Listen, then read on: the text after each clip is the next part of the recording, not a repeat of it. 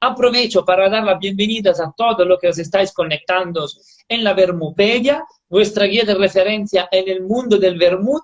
Hoy es domingo, son las 12:30, es la hora del vermut. Así que a todos los que nos estáis siguiendo, como siempre, os invitamos a preparar un vermut ahora mismo, porque el vermut de hoy lo vamos a compartir con una persona muy especial. Hoy nos vamos en Córdoba, en Andalucía, en una tierra mítica, en una tierra de vinos, Montilla Moriles, y nos conectamos con Bernardo Lucena, el enólogo y el director técnico de la Bodega Alvear, con más de 30 años de experiencia, ¿verdad, Bernardo? Son ya 30 años los que llevo dedicado al mundo de la enología en Bodega Alvear. Eso es una realidad. La Bodega Alvear será hoy la protagonista de nuestro directo de hoy. Pensar una bodega con más de 280 años de historia, ¿verdad? ¿O me equivoco? En realidad casi 300. Desde el año 1729 son ya casi 300 años, distribuidos a lo largo de 4 siglos, los que la familia Alvear elabora vinos y últimamente elabora vino, brandy, vermut, vinagres y otro tipo de bebidas en la DO Montilla Moriles, fundamentalmente, pero como es lógico hay otros productos que no están adscritos a esa denominación de origen, como por ejemplo el vermut que vamos a comentar hoy. Son productos que no están amparados por esa DO. De hecho, la pregunta es, bueno, ¿cuál es la historia de la Bodega Alvear? ¿Cuándo ha nacido? ¿Dónde es una bodega familiar? Bueno, es una bodega familiar. De hecho, es la 8ª generación de la familia Alvear la que actualmente dirige la bodega. Todos los días van a trabajar a la bodega miembros de la familia Alvear. O sea que un hecho más claro que el que existe en otras empresas en donde se ve las cuestiones estas desde fuera. Pero en mi caso es distinto. Son personas que integran la familia Alvear las que todos los días están en contacto con la bodega, conmigo y con los vinos, que eso es muy importante. Pocas empresas se pueden jactar de ese tipo de circunstancias y yo me alegro mucho de que sea así. De hecho, Bodega Alvear ha nacido como bodega familiar, pero hoy en día, ¿cuántas personas trabajan en Bodega Alvear? Unas 50 personas trabajan en la familia, en la Bodega Alvear. Es verdad que hay otras empresas del ámbito de la Bodega Alvear que son comercializadoras. Tenemos una bodega prácticamente dirigida por nosotros en Extremadura, que hacemos vinos tintos, se llama Viñas de Alange y elabora unos vinos que están etiquetados prácticamente todos con el nombre de Palacio Quemado. Tenemos el ámbito del vino lo tenemos muy bien cubierto por ese motivo, ¿no? Supongo, de hecho, el vino que elaboráis vinos de muchos tipos, Pedro Ximénez, vinos... Actualmente elaboramos vinos generosos fundamentalmente, fino, oloroso y amontillado. También elaboramos vinos dulces, Pedro Ximénez, que son muy conocidos y en los que tenemos mucho éxito en su comercialización y en los premios que recibimos. También elaboramos brandy, unos brandys que son son unos magníficos brandys, son unos brandys muy conocidos por los entendidos, y elaboramos vermut. El vermut lo elaboramos ya quería comentar que cuando yo llegué a la bodega hace 30 años, ya hacía más de 30 años que Alvear elaboraba vermut. O sea que es una tradición que poco conocida por la gente que no son habituales de este producto, pero sí por los consumidores de vermut. De hecho, yo me acuerdo, todavía había gente que trabajaba para macerar las hierbas aromáticas, se hacía dentro de un tonel grande, se metían las plantas con el vino que había que macerar y se dedicaba una persona o varias personas a pasear ese barril grande por los patios de la bodega, dándole agitación y haciendo que se integre mucho mejor las plantas con el vino o con el producto vino alcoholizado que quería incorporar los aromas y sabores de esas plantas.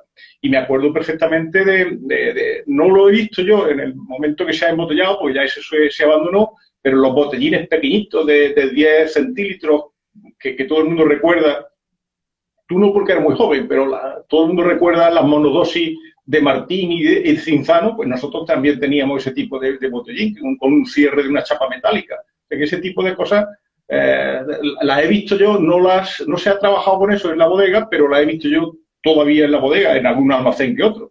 Es así. Miren, nos comentan en directo, Andaur Valencia, lo mejor del mundo del Jerez con lo mejor del mundo del vermut. Es uno de mis favoritos. Nos hacen una pregunta, claro, el vermut, vermut alvear tiene entonces más de 60 años, ¿correcto? Porque son 30, lo que está abajo tú directa... Sí, los libros del capataz que yo he manejado y que están en la bodega y se guardan, tienen las formulaciones del vermut escritas a mano, unos libros de estos de oficina con las tapas negras pautados y con unas muy interesantes desde el punto de vista histórico y desde el punto de vista de estético. Aparece en la formulación, tanto de vino, tanto de azúcar, tanto de alcohol, tanto de extracto de plantas aromáticas, tanto de plantas aromáticas, allí todo registrado y al final una suma y las elaboraciones que se hacían periódicamente. Y luego, como es lógico, se clarificaba, se filtraba y se embotellaba, ya te digo, en botellas de litro, botellas de 75 y estos botellines que he visto yo en la bodega de 10 centilitros también, una cosa curiosísima. Filippo nos pregunta, ¿la receta del vermut ha cambiado desde hace 60 años a lo que se hace ahora? ¿O es siempre la misma? La receta se basan, todas las recetas del vermut, y yo hablo desde mi experiencia, pero creo que todo es así, se basan fundamentalmente en un vino base, que puede ser más o menos complejo. Si el vino es muy sencillo, dará lugar tendrá menos personalidad y, por tanto, dará más protagonismo a las hierbas aromáticas, a los extractos aromáticos y al azúcar y al colorante. Y si el vino es más complejo, aporta, aparte de ser un soporte para el desarrollo de los extractos, del olor y sabor de los extractos aromáticos, aparte de eso, aporta bastante. Por ejemplo, en nuestro caso, nosotros hacemos dos vermut, uno que es más sencillo y otro que es más complejo, ¿no? Pero básicamente estamos hablando de un soporte, luego de un elemento que aporta aroma, que es una planta aromática, pueden ser, yo qué sé, por ejemplo, manzanilla o otras plantas aromáticas, luego unos elementos que aportan sabor, fundamentalmente amargo, y aquí viene la base del concepto de vermut, que tiene que ser siempre, según la normativa vigente, basado en el amargor de una hierba que se llama artemisa. Aquí en España se llama ajenjo también, artemisa o ajenjo, que es muy amarga. También tiene otros compuestos amargos, como por ejemplo la raíz de genciana, que son elementos comunes a casi todos los vermut.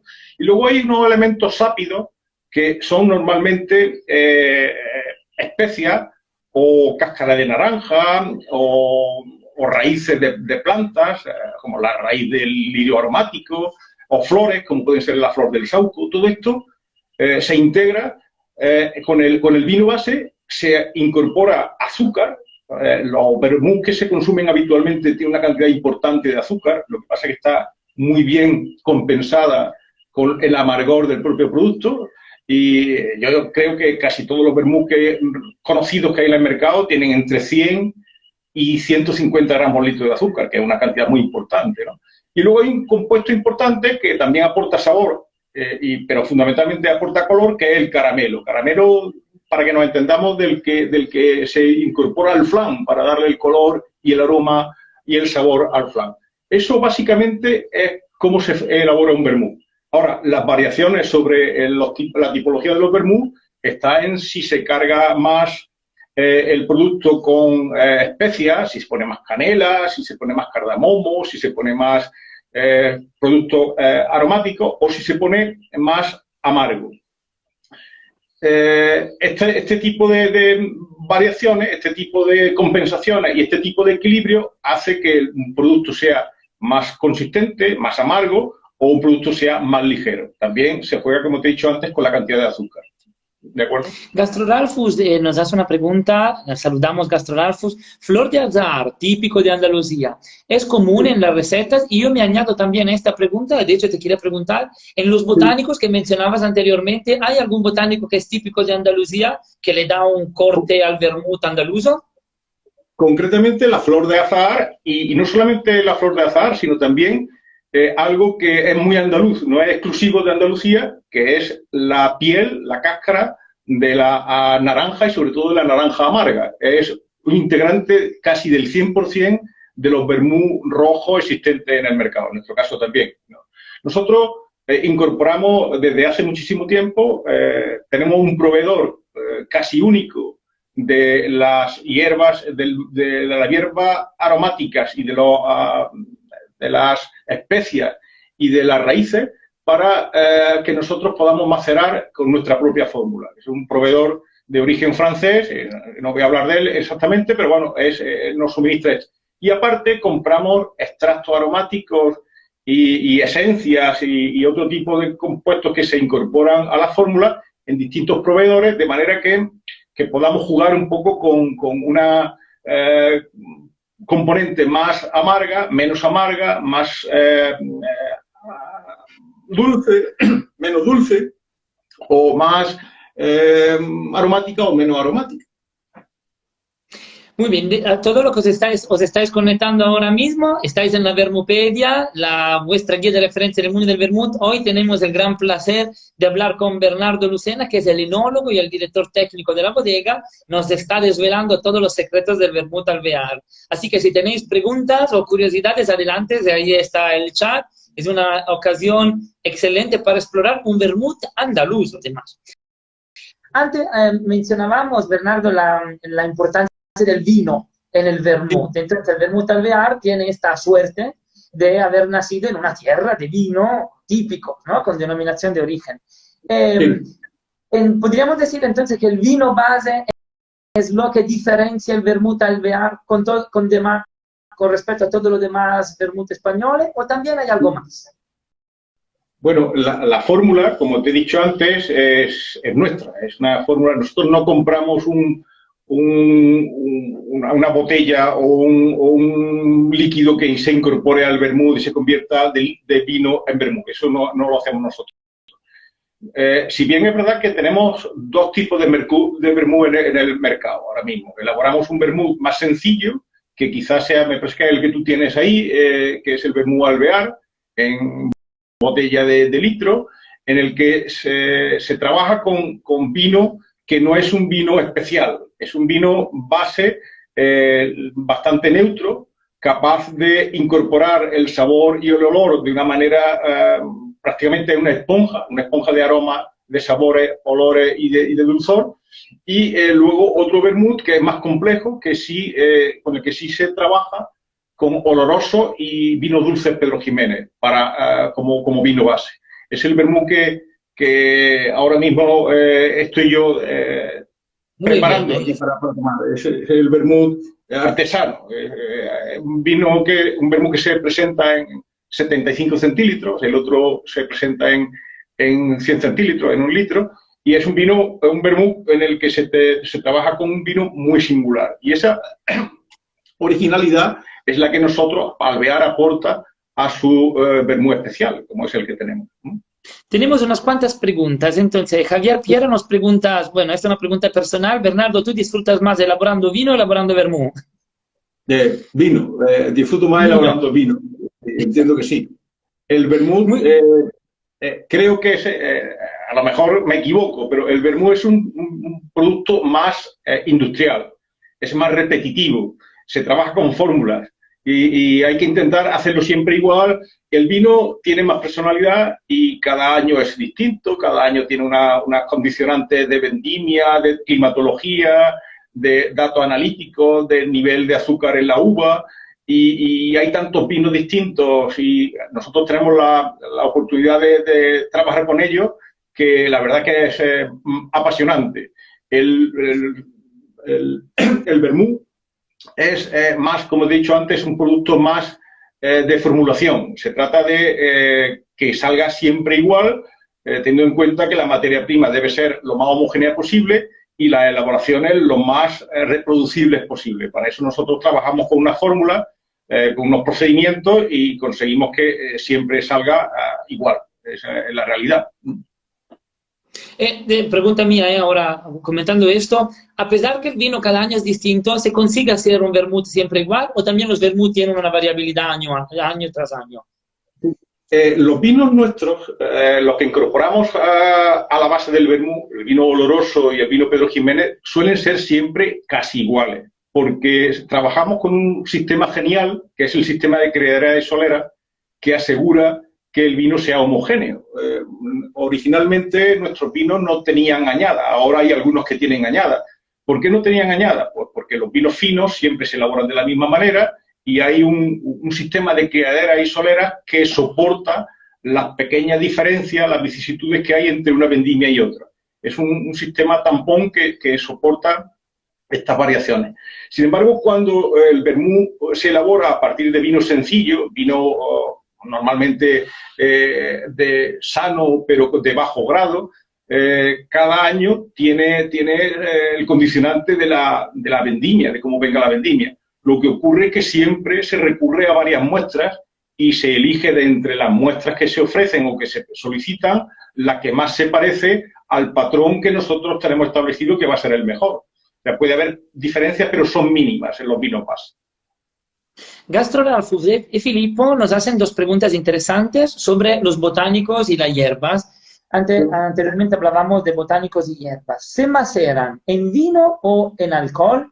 Y además, ¿los botánicos se usan secos o se usa fruta, o sea, perdón, se usan frescos?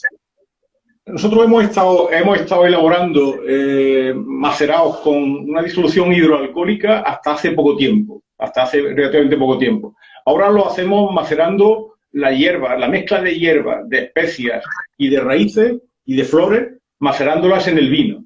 Las dejamos un tiempo y luego se filtra, luego se clarifica y se edulcora, se utiliza como vino base, se edulcora, se añade el color tipo caramelo y se deja madurar durante un tiempo para que se estabilice la relación que hay entre los distintos compuestos aromáticos y luego se embotella.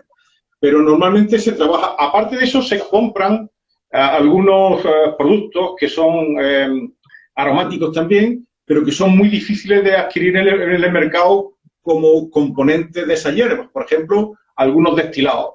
Hay algunos destilados muy sutiles, como por ejemplo el destilado de frambuesa, que es uno de los elementos más caros que intervienen en los vermús, sobre todo en algunos vermús especiales.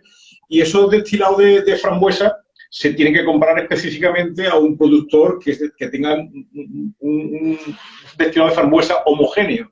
Es un compuesto muy aromático, de color blanco, porque es un destilado, pero aporta con pequeña cantidad, aporta un sabor y un olor increíble.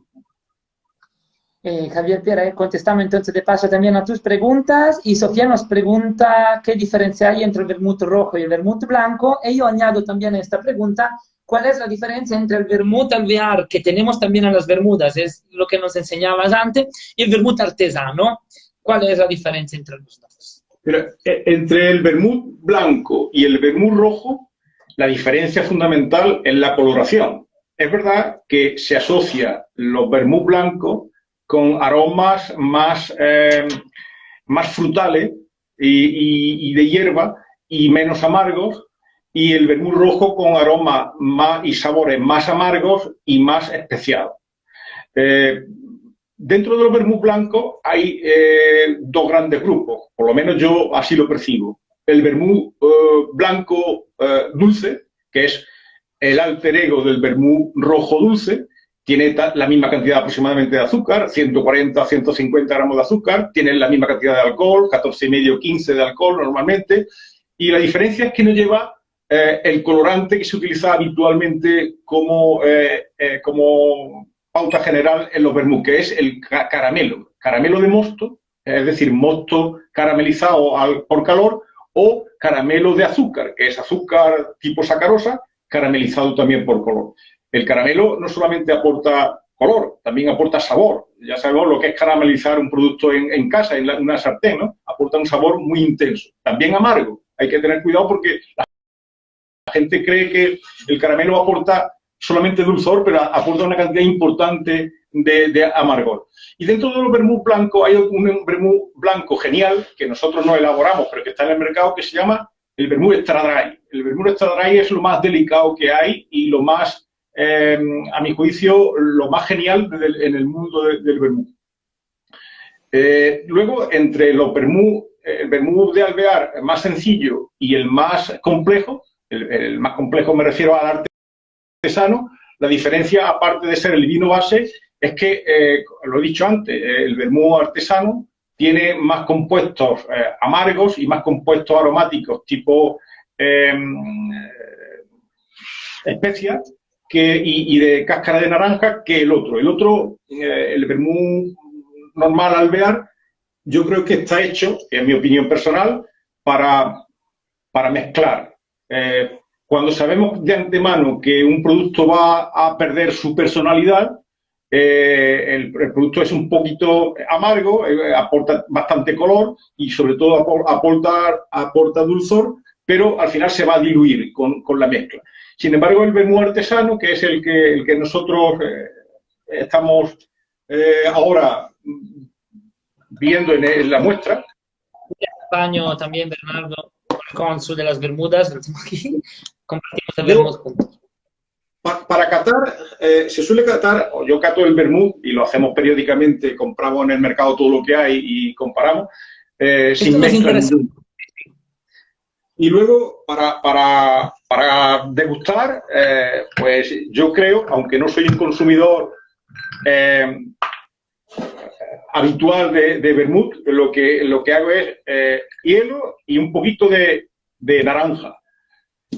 Lo ideal también es, para la persona que quiere diluirlo un poquito, lo ideal es utilizar soda más que gaseosa. La gaseosa aporta edulcorantes o azúcares y ya, como he dicho antes, el vermut tiene bastante azúcar, tiene entre 100 y 150 gramos por litro. Entonces, si queremos que no se nos convierta en una bomba energética, pues tenemos que aligerarlo quizá un poco. Podemos tomar varias copas en vez de tomar una sola.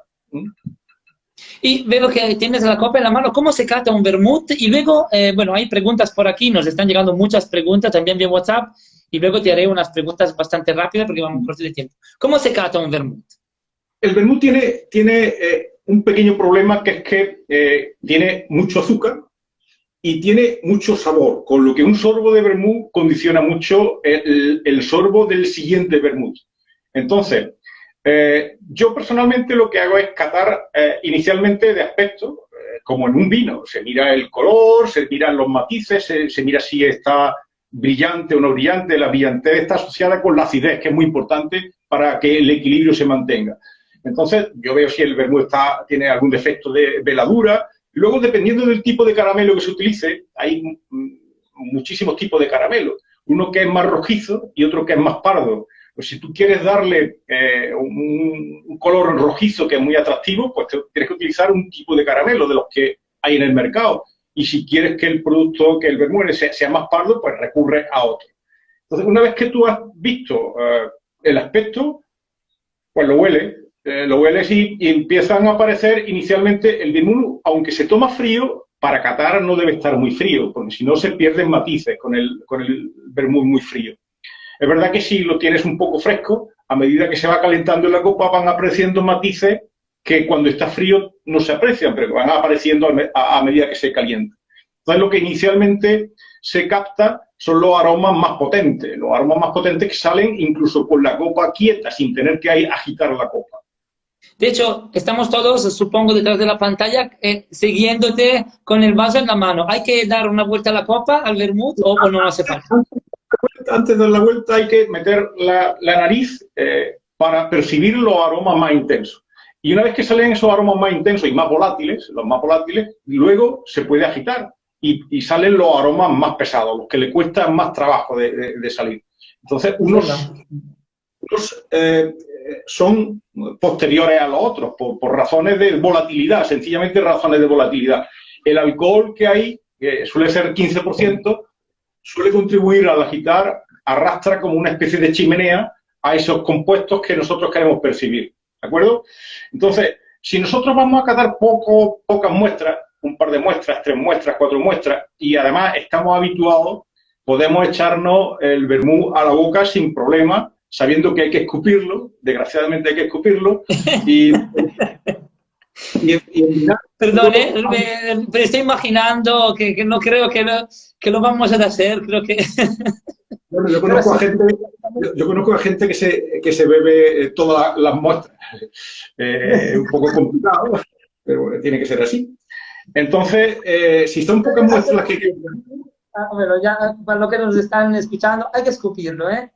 Hay que escupirlo, hay que escupirlo. Como solamente es una muestra, no creo que haya que escupirlo, ¿no?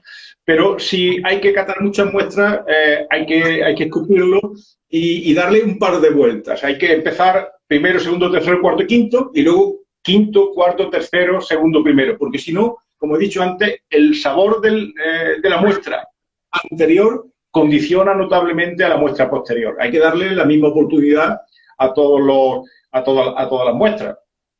Si es así, no hay que diluirlo. Si hay muchas muestras que catar, habría que incluso diluirlo con soda, insisto, o con agua destilada. No poner gaseosa, porque la gaseosa tergiversa todavía más la percepción que nosotros queremos. Y nosotros estamos trabajando. Cuando catamos, trabajamos, no estamos disfrutando. Cuando disfrutamos, recurrimos a la fórmula tradicional o la fórmula preferida, con hielo, con naranja o con cualquier otro... Luego, yo soy técnico, yo reconozco que soy técnico, yo no soy poeta, entonces todas las percepciones que hay son muy subjetivas y lo que tenemos que hacer lo ideal es comparar, tener varias muestras, comparar, como te he dicho antes, un vermú de la misma empresa con distintas características o de distintas empresas cuando nosotros queremos poner de manifiesto los matices que sabemos que están presentes en uno o que queremos compararlo con otro. Cuando se cata un vino, normalmente escuchamos comentarios tipo, sí, huele a cereza, huele a frutos rojos. ¿En un vermut podemos encontrar también todo esto? ¿O cómo podemos hacerlo? La especia se nota muchísimo. Se nota, la canela se nota muchísimo. Se nota también muchísimo, sobre todo a medida que se va calentando la copa, se nota muchísimo también la piel de naranja, que además de naranja amarga, que es muy, muy importante. Se nota, si el vermú es rojo, el caramelo. Si tiene una cantidad muy importante de caramelo, aparte de aparecer el vermú como más oscuro, se nota el sabor amargo del caramelo, la caramelización, el amargor de la caramelización se nota. Y también es una virtud el caramelo. El caramelo bien dosificado y bien elegido es un complemento magnífico. Luego, algo que se nota y que hay que intentar apartar es el azúcar. El azúcar nosotros se lo incorporamos al vermú artesano parcialmente en forma de Pedro Ximénez dulce. Y la uva pasa, la uva pasificada de la que se obtiene este Pedro Ximénez dulce está aquí presente. Si cerramos los ojos y para concentrarnos un poco más, vemos que hay uva pasa, que está presente. Y luego... Confirmo. Aunque es un producto alcohólico, con un nivel de alcohol que suele ser 15 grados, pero puede llegar a 17,5, 18, es muy importante que el alcohol no se perciba. Sabemos que está presente, porque es vital para que sirva de vehículo para los aromas y los sabores, pero no puede haber una dicotomía entre alcohol y el resto del producto. Eso se consigue manteniendo el vermú en bodega durante un tiempo importante para que se integre bien el alcohol. Se nota, si el vermú es rojo, el caramelo. Si tiene una cantidad muy importante de caramelo, aparte de aparecer el vermú como más oscuro, se nota el sabor amargo del caramelo, la caramelización, el amargor de la caramelización se nota. Y también es una virtud el caramelo. El caramelo bien dosificado y bien elegido es un complemento magnífico. Luego, algo que se nota y que hay que intentar apartar es el azúcar. El azúcar nosotros se lo incorporamos al vermú artesano parcialmente en forma de Pedro Ximénez dulce. Y la uva pasa, la uva pasificada de la que se obtiene este Pedro Ximénez dulce está aquí presente. Si cerramos los ojos y para concentrarnos un poco más, vemos que hay uva pasa que está presente. Y luego, Confirmo.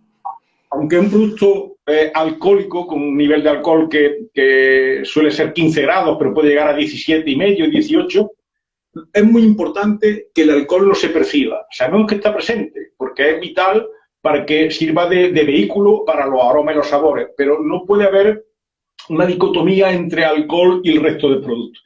Eso se consigue manteniendo el vermut en bodega durante un tiempo importante para que se integre bien el alcohol. O partiendo de vinos de alta graduación alcohólica, como en este caso, partimos de vinos que tienen 18 grados de alcohol, donde ya no hay que añadir alcohol, sino que el alcohol se diluye en el momento que incorpora el edulcorante o que incorpora el vino de menor grado, con lo que tiene una ventaja añadida.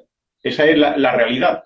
Y luego todo se trata de anotar y de hablar. Yo percibo aquí este aroma, yo percibo este otro. Creo que eso es importante y complementa tu aroma, tu percepción del aroma y de sabor al mío. Y detectas notas que yo no he detectado, pero que sí que en el momento que me las pones, digo, pues sí, lleva razón. Eso es la grandeza de la cata y la bondad de la cata, ¿no?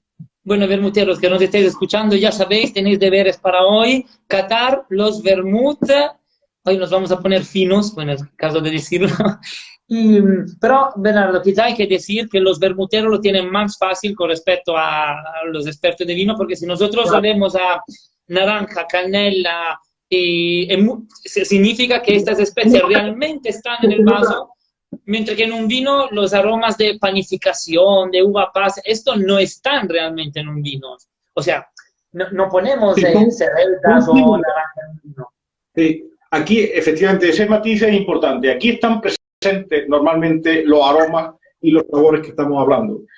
Cuando tú te echas a la boca un vermut y sale mucho el amargor, lo que te puede crear es una duda si el amargor lo aporta la artemisa o la genciana. Y para eso tienes que entrenarte, para eso tienes que tener una tintura o un destilado para que lo puedas catar por separado y anotarlo. Esto me huele de tal manera y poder luego saber percibirlo en un conjunto. Pero el vino, efectivamente, el vino no hay ni mora ni manzana. Lo que hay son olores que recuerdan a la mora, a la manzana, a la ciruela, a cualquier otro tipo de aroma.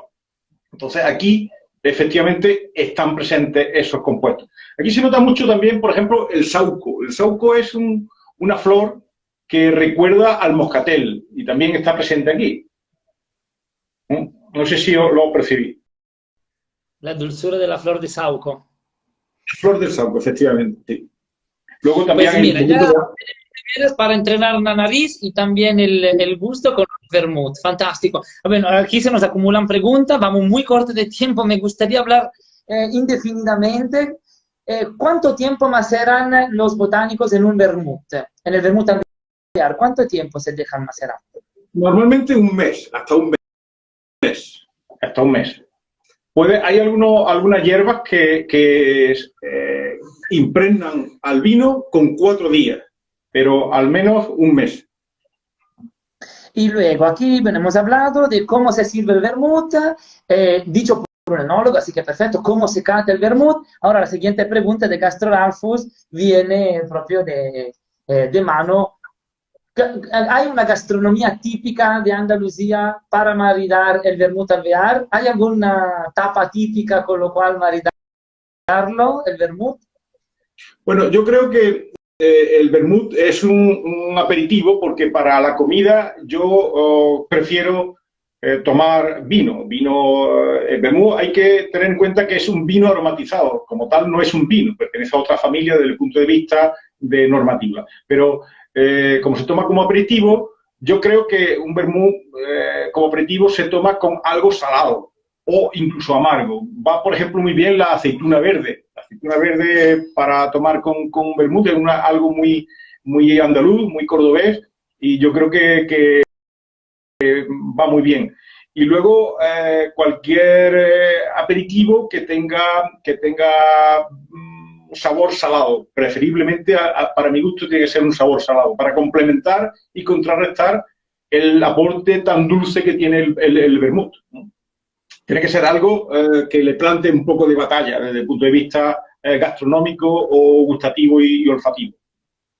Súper, hay muchísimo enhorabuenas y muchísimo cumplidos por parte de todos. Qué gran gurú, que muchas gracias, charla excelente. Aceituna, anchoa, patatas, nos sugieren. Anchoa, por ejemplo, anchoa muy bien por ser salada y tener un potente sabor. Es algo importante, sí.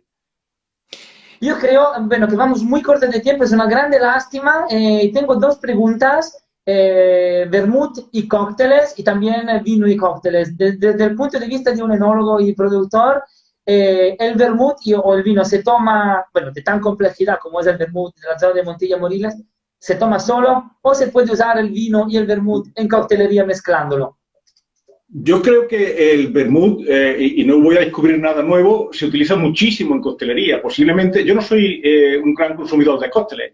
Si te digo la verdad, habré tomado en mi vida no más de 30 cócteles, así. Pero conozco gente que Tenemos trabaja... seguidores que 30 cócteles lo toman en un día, casi. No, yo me refiero en toda mi vida. Pero es verdad que yo tengo amigos, por ejemplo, Pepe Ropero, que a lo mejor me está oyendo, que tiene una coctelería aquí en Córdoba, que trabaja básicamente casi en todas sus formulaciones, entra el vermut. Vermut extra dry, el vermut blanco o el vermut dulce rojo.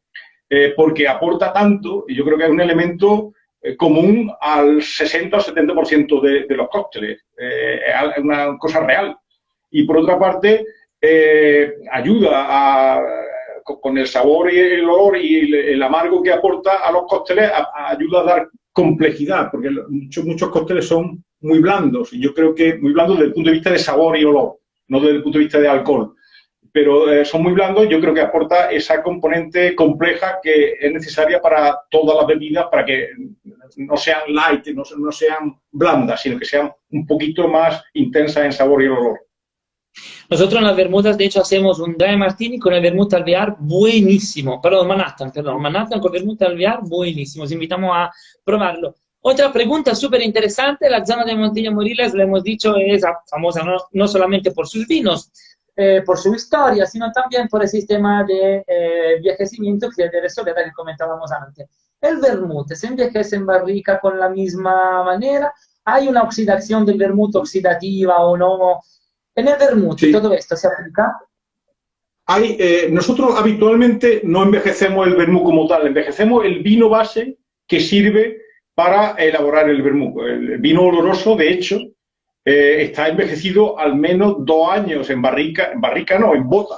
La barrica doble, la de 500 litros, se llama bota, y roble americano muy viejo. Este aroma ligeramente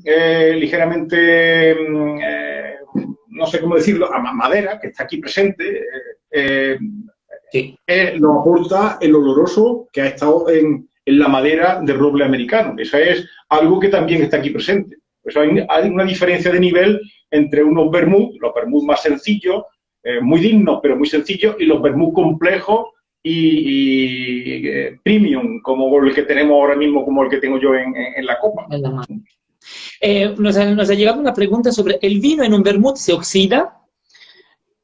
Sí, mira, uno de los problemas importantes de los vermut blancos y extra dry es la oxidación del vino base. Entonces, cuando se trata de preparar un vino para hacer un extra dry o un vermut blanco, hay que clarificarlo muy bien, eliminar todos los restos de compuestos susceptibles de oxidarse, para que luego no pardee, no dé un color pardo que desmerece un poco al vermut, porque el aspecto no debe ser así, tiene que ser más bien verdoso, pajizo, más que pardo, y sobre todo porque esos compuestos cuando se oxidan también dan olor a evolución, olor y sabor a evolución. Entonces es un arte, el preparar un vino base para elaborar blancos es un arte. En el caso del vermut el vino ya está oxidado, porque la elaboración de los olorosos comporta una oxidación controlada, no accidental, sino controlada. Por tanto, aquí buscamos precisamente que el vino esté oxidado en el buen sentido de la palabra, una oxidación, como he dicho antes, controlada con madera. Qué bueno. Bueno, vamos cortos de preguntas. Y magnífico todo lo que estamos viendo sobre la cantidad de cosas que hay detrás de la botella del vermut alvear, lo estamos descubriendo hoy juntos. La pregunta es, esta manera de hacer vermut en Andalucía, con el vino típico de Andalucía, etcétera, ¿por qué no tiene una denominación de origen? Y, da un punto de vista de productor, ¿se echa en falta una denominación o una indicación geográfica que proteja esta manera de hacer vermut típica de la zona? ¿Es interesante tener una indicación geográfica protegida del vermut en España? Yo creo que no es necesario. Esto es una opinión personal. Esto es una opinión personal. Yo creo que no es necesario esa figura en el vermut. Primero porque se elabora de manera muy distinta. Una misma empresa puede elaborar vermut partiendo de vino de su entorno cercano o de vinos comprados muy lejos. Y luego porque yo creo que es más importante el carácter, el sello que aporta la bodega o la empresa que lo que rodea a la empresa Entonces yo creo que lo importante es poner con una marca concreta Alvear, un producto magnífico y que la gente se acuerde de ese producto como Alvear, no como denominación de origen tal. Entiendo que es así, insisto que es mi opinión personal y creo que está fundamentada. Porque además lo que aporta más sabor y olor a estos productos son normalmente las plantas aromáticas, las hierbas y las especias, que no son de una denominación de origen donde se elabora el vermut, sino son compradas en Oriente Medio, en el Extremo Oriente, en el norte de España, en Francia, muchas en Francia, y estamos haciendo algo que no me cuadra muy bien, pero insisto que es mi opinión personal. Ok, bueno, ya tenemos también el vino que está protegido, ¿no? Con denominación de origen. Bernardo, muchísimas gracias. Hay más preguntas, pregunta personal. ¿Cuánto vermut bebe Bernardo Lucena a la semana? Muy poco, muy poco.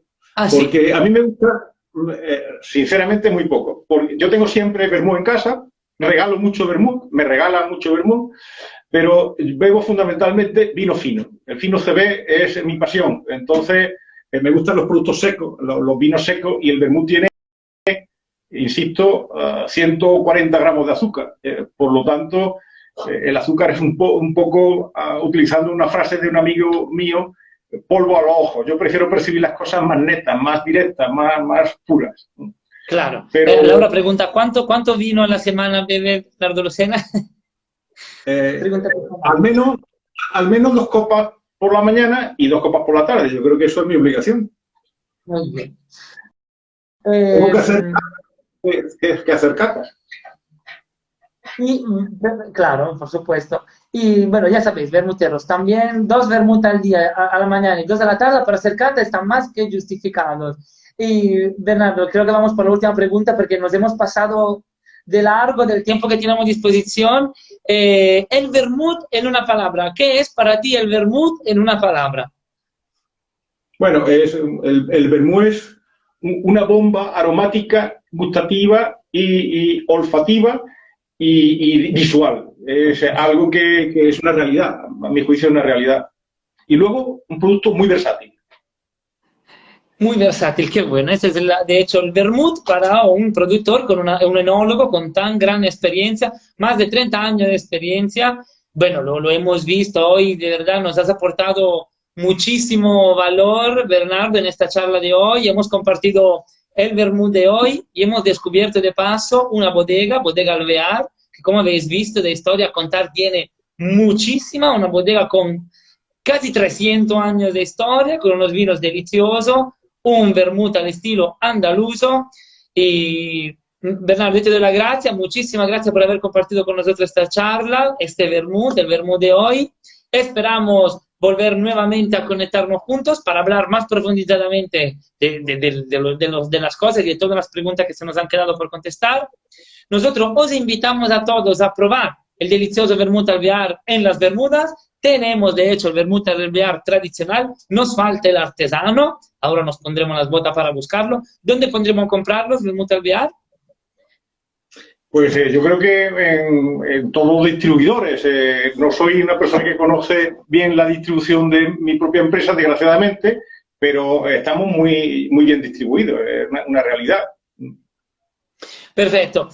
Los invitamos a seguir la Bodega Alvear, a seguirnos a nosotros en la Vermupedia, vuestra guía de referencia en el vermut. Bernardo, muchísimas gracias por el tiempo compartido con nosotros hoy, por compartir tanto conocimiento. Como habéis visto, el vermut descrito y hablado por un productor.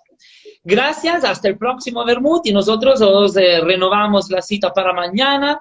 Hay nuevo vermut mañana, descubriremos nuevas características del vermut y os informaremos más tarde sobre el próximo calendario. Gracias, Bernardo.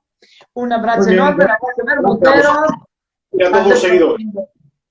Gracias. Chao. Adiós.